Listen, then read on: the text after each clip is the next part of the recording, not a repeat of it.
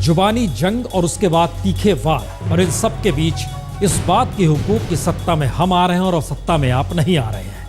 हर कोई कह रहा है, कोई सपना देख रहा है, कोई कह रहा है जी नहीं, सच यही है। लेकिन दरअसल दस्तक में बात आज स्टार वार की होगी। स्टार वार का मतलब है प्रियंका और नरेंद्र मोदी। यह सवाल इसलिए महत्वपूर्ण हो चला है क्योंकि क्या प्रियंका सामने आई है तो सोनिया गांधी और राहुल गांधी का ऑरा फीका पड़ चला है। दूसरी तरफ नरेंद्र मोदी अगर खड़े हैं तो क्या बीजेपी वाकई अमावास के अंधेरे समान इस दौर में होती चली गई? कई सवाल हैं हर के जहन में। यह बात इसलिए महत्वपूर्ण हो चली है क्योंकि लगातार अब प्रियंका एक के बाद एक वार करती है। दूसरी तरफ मैडम और शहजादे का जिक्र कर माँ बेटे की सरकार बताकर मोदी भी वार करते हैं। प्रियंका पे लेकिन कम बोलते हैं या बिल्कुल नहीं बोलते हैं। तीखापन भी है, तेवर भी है, सियासत में एक दूसरे के खिलाफ वार भी है, लेकिन दोनों अपनी अपनी जगह स्टार भी है। आइए जरा दोनों को एक साथ खड़े होकर आज परिस्थितियों को लेते हैं कि इस देश के भीतर नरेंद्र मोदी और प्रियंका गांधी जिस भी मौजूदा राजनीति में आमने सामने खड़े हों, लेकिन सच क्या है और ये सच अगर है तो ये सच बना कैसे? पहली रिपोर्ट।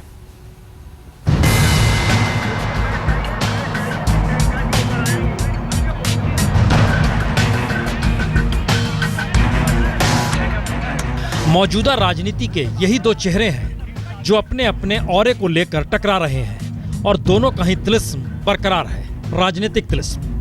दोनों की राजनीतिक मुट्ठी हालांकि अभी तक बंद है, लेकिन दोनों ही लीक तोड़कर राजनीतिक पहचान बनाने में माहिर हैं। लेकिन दोनों के तिलिस्म के पीछे दोनों के हालात बिल्कुल अलग अलग हैं। प्रियंका इसलिए चमक रही है क्योंकि चमकदार राहुल गांधी फीके पड़ चुके हैं। नरेंद्र मोदी इसलिए धूमकेतु की तरह नजर आ रहे हैं क्योंकि बीजेपी अमावस में खो चुकी है। प्रियंका का ऑरा इसलिए बरकरार है क्योंकि इंदिरा का अक्स उसी में नजर आता है। मोदी का ऑरा इसलिए नहीं टूटा है क्योंकि मोदी पॉलिटिशियन कम और प्रचारक ज्यादा है। तो प्रियंका की अपनी राजनीतिक उपलब्धि से कहीं ज्यादा इंदिरा के राजनीतिक कद की परछाई होने का लाभ मिल रहा है। और मोदी राजनीति में होकर भी राजनेता से ज्यादा प्रचारक हैं, तो भ्रष्ट होती राजनीति में मोदी पाक साफ नजर आ रहे हैं, जिसका लाभ मोदी को मिल रहा है।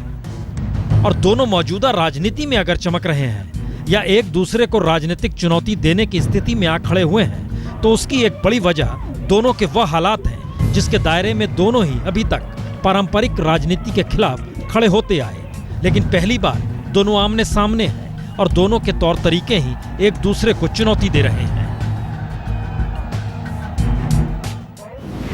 राजनीति को लेकर या कहें मौजूदा राजनीति, मौजूदा राजनेताओं को लेकर जनता के भीतर आक्रोश। नरेंद्र मोदी के भाषणों के मिजाज को समझिए, उनके भीतर आक्रोश। प्रियंका के भाषणों को समझिए, उनके भीतर एक आत्मीयता और एक सरोकार की बात। लेकिन सवाल यह है कि शब्दों के आश्रय ताना बाना कोई भी बुने, इससे देश का क्या होगा?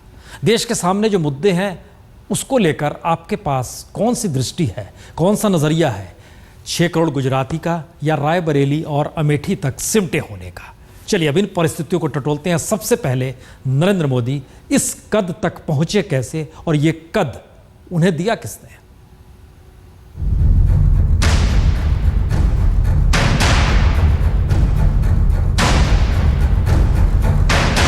निशाने पर कद्दावरों ने लिया और नरेंद्र मोदी का कद बढ़ता चला गया। मोदी के बढ़ते कद की हकीकत दरअसल गुजरात से आगे की है। गुजरात को कालिख मानने वालों ने नरेंद्र मोदी का विरोध कर खुद को ही काजल की कोठरी में ला खड़ा किया। शायद इसीलिए वह खुद खलनायक हो गए और मोदी नायक। कैसे, जरा यह भी देख लीजिए। नीतीश कुमार ने मोदी का खुला विरोध किया तो बिहार में बीजेपी का गठबंधन टूट गया। नीतीश खलनायक हो गए और मोदी नायक करार दिए गए। बाला साहब ठाकरे ने एक वक्त पीएम पद के लिए मोदी को खारिज कर सुषमा स्वराज का नाम लिया था, लेकिन बीजेपी ने ठाकरे को खारिज कर मोदी को ही चुना तो शिवसेना को बाला साहब की बात छोड़कर मोदी के पीछे खड़ा होना पड़ा।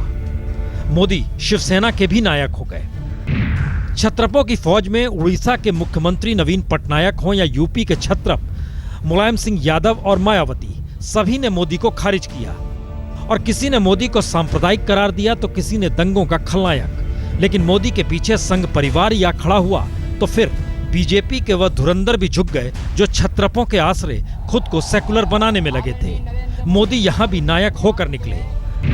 और तमिलनाडु के सीएम जयललिता ने जब गुजरात से ज्यादा तमिलनाडु के विकास का राग छेड़ा तो झटके में मोदी का विकास मंत्र दक्षिण में भी हर किसी की जुबां पर आ गया और दक्षिण में मोदी की रैली किसी तमिल सितारे की तर्ज पर सफल होने लगी तो मोदी वहां भी नायक सरीखे लगने लगे। यानी हर के निशाने पर मोदी रहे और मोदी का कद इस तरीके से बढ़ता चला गया कि दिल्ली में बैठे बीजेपी के कद्दावरों को जमीन चटाकर जब मोदी ने पीएम पद की हुंकार भरी तो फिर दिल्ली में बरसों बरस की राजनीति करने वाले नेता भी झटके में मोदी के सामने बौने नजर आने लगे, चाहे वो मुरली मनोहर जोशी हो या लालकृष्ण आडवाणी। और मोदी का कद 3D की तर्ज पर हर प्रदेश में नजर आने लगा और सामने चुनौती देने के लिए फेल हो चुके गांधी परिवार में से राजनीति से दूर प्रियंका को ही सामने आना पड़ा। शायद इसीलिए दोनों आमने सामने खड़े हैं, प्रियंका और मोदी। लेकिन दूसरी तरफ प्रियंका ऐसी परिस्थितियों में क्यों सामने आकर खड़ी हो गई जबकि उसका अपना दायरा रायबरेली और अमेठी से बाहर जाता नहीं है। उसके बाहर की सियासी हवा अभी देखी नहीं है प्रियंका ने, बावजूद इसके वो सामने खड़ी है। इसका एक मतलब यह है कि इस दौर में मौजूदा वक्त में राजनीतिक शून्यता जो है उसमें बीजेपी या नरेंद्र मोदी अगर विकल्प के तौर पर नजर आ रहे हैं तो जो मोदी या बीजेपी को विकल्प के तौर पर नहीं देखना चाहते हैं उन्हें आस प्रियंका से है। प्रियंका इस स्थिति में कैसे पहुंच गई, रिपोर्ट देखिए।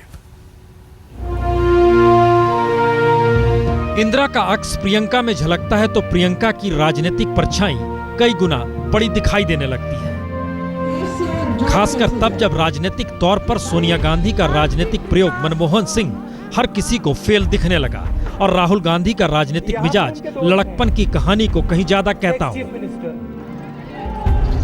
हुआ यही, ध्यान दें तो कुछ ऐसी ही चमक प्रियंका गांधी में है। नेहरू, इंदिरा और राजीव गांधी ने मौका मिलते ही सत्ता संभाली, लेकिन सोनिया और राहुल ने मौका होने पर भी सत्ता नहीं संभाली। इंदिरा गांधी ने तो सत्ता के लिए कांग्रेस को ही 2 टुकड़ों में बांट दिया और राजीव गांधी ने पीएम की कुर्सी संभालने के लिए तो संसदीय बोर्ड की बैठक का भी इंतजार नहीं किया। लेकिन सोनिया गांधी ने पीएम की कुर्सी छोड़कर अपना कद तो बढ़ाया, लेकिन मनमोहन सिंह जैसे गैर राजनीतिक व्यक्ति को झटके में पीएम बनाकर खुद को कटघरे में भी खड़ा कर लिया। और यह भी ध्यान दीजिए, इस लकीर को राहुल गांधी ने सुपर पीएम बनकर और बड़ा कर दिया। यानी कांग्रेस के लिए जो परिवार सब कुछ है, उस परिवार की राजनीतिक जद्दोजहद ने कांग्रेस को ही इस दौर में हाशिए पर लाकर खड़ा कर दिया है। सोनिया राहुल का ऑरा यहीं पर खत्म होता है और राजनीतिक दायरे से बाहर खड़ी प्रियंका गांधी का ऑरा राजनीतिक मंच पर इसी दौर में कहीं ज्यादा चमकने लगता है। क्षेत्र में एक केंद्रीय विद्यालय भी खुला और एक नवोदय विद्यालय भी खुला। असल में सोनिया राहुल के धूमिल पड़ने का ही असर है कि कांग्रेस के विकल्प के तौर पर बीजेपी भी चमकी और बतौर पीएम उम्मीदवार होकर नरेंद्र मोदी में भी चमक आ गई। लेकिन कांग्रेस के भीतर प्रियंका के जरिए मोदी की चमक पर वार करने का इरादा बरकरार है। इसीलिए कांग्रेस प्रियंका गांधी के जरिए कांग्रेस को पुनर्जीवित करना चाहती है, या फिर कांग्रेसियों को यह भरोसा है कि बीजेपी को कांग्रेस का विकल्प न मानने वालों के लिए प्रियंका गांधी अगर मौजूद रहे तो फिर वो सिर्फ चमकता सितारा नहीं होगी, बल्कि कांग्रेस भी एक बार फिर अपने पैरों पर खड़ी हो जाएगी। लेकिन हर किसी के जहन में यह सवाल उठ सकता है कि असल में प्रियंका ने राजनीति साधी नहीं। नरेंद्र मोदी ने गुजरात के बाहर परिस्थितियों को इस देश में देखा, समझा, भोगा जरूर है, लेकिन कोई ऐसा प्रयोग नहीं किया जिससे लगे कि उनके पास राष्ट्रीय दृष्टि है। इसीलिए पहला सवाल था कि तिलिस्म पहले किसका टूटेगा। लेकिन इस दौर में क्या कुछ हुआ, एक ने साड़ी के जरिए पहचान बनाई, दूसरा रिपोर्ट देखिए।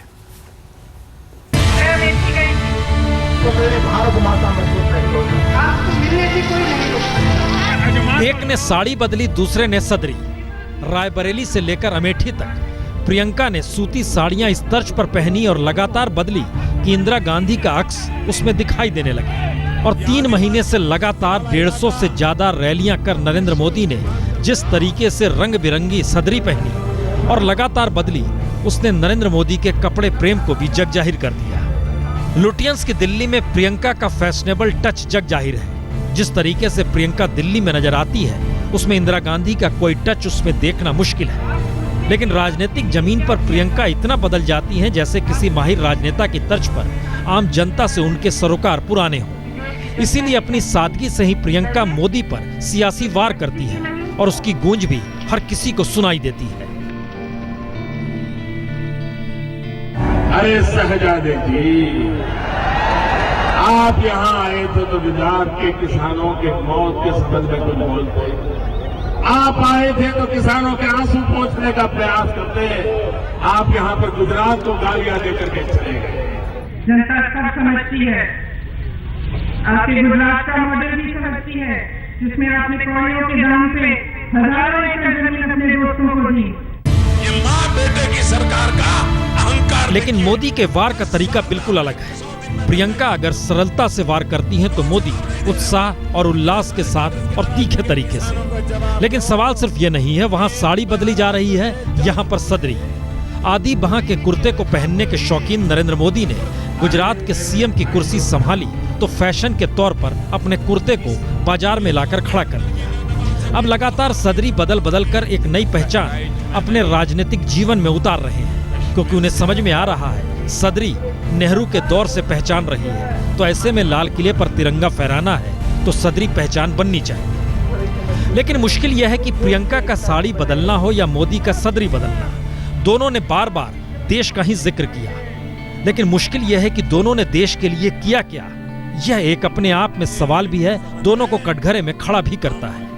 मोदी 6 करोड़ गुजरातियों से आगे निकल नहीं पाए और प्रियंका गांधी नेहरू गांधी परिवार की अनकही कहानी से आगे बात को बढ़ा नहीं पाई। लेकिन दोनों की बातों में जिक्र देश का होता है, देश के हालात को ठीक करने का होता है। लेकिन देश के हालात ठीक करने की दिशा में कोई ठोस पहल आज तक की किसी ने नहीं है। सच यह भी है। आज तक ब्यूरो।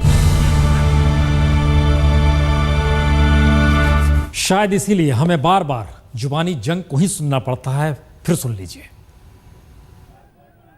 1 लाख रुपया था और 3 साल में 300 करोड़ रुपया हो गया। ऐसा जादूगर ये है। मां बेटे का ये मॉडल है, मां बेटे का ये कारोबार है। जी का तो सुना था, अब जीजा जी का भी सुन लिया। बहुत बातें होती हैं, कठोर बातें, मेरे परिवार को जलील करना, मेरे पति के बारे में बहुत बातें कही जाती हैं। मुझे दुख होता है। अम्मा, मुझे लगता है वो कपिल शर्मा की जो टीवी सीरियल आती है ना, अब थोड़े दिन में बंद हो जाएगी। इसी का सारा इकट्ठा करके टीवी वाले दिखा देंगे तो चुनाव की पूरी थकान उतर जाएगी। मनोरंजन के लिए अब आपको कुछ नहीं करना पड़ेगा। राहुल जी का मजाक उड़ाते हैं, कभी उन्हें नमूना कहते हैं, कभी उनकी तुलना किसी हास्य अभिनेता के साथ करते हैं, कभी उनको शहजादे कहते हैं। तो मेरे मन में ये बात आती है कि आपने तो प्रधानमंत्री बनने की आस रखी हुई है, आस बनाई है, लगाई हुई है, तो इस बचपने में क्यों पढ़ते हैं?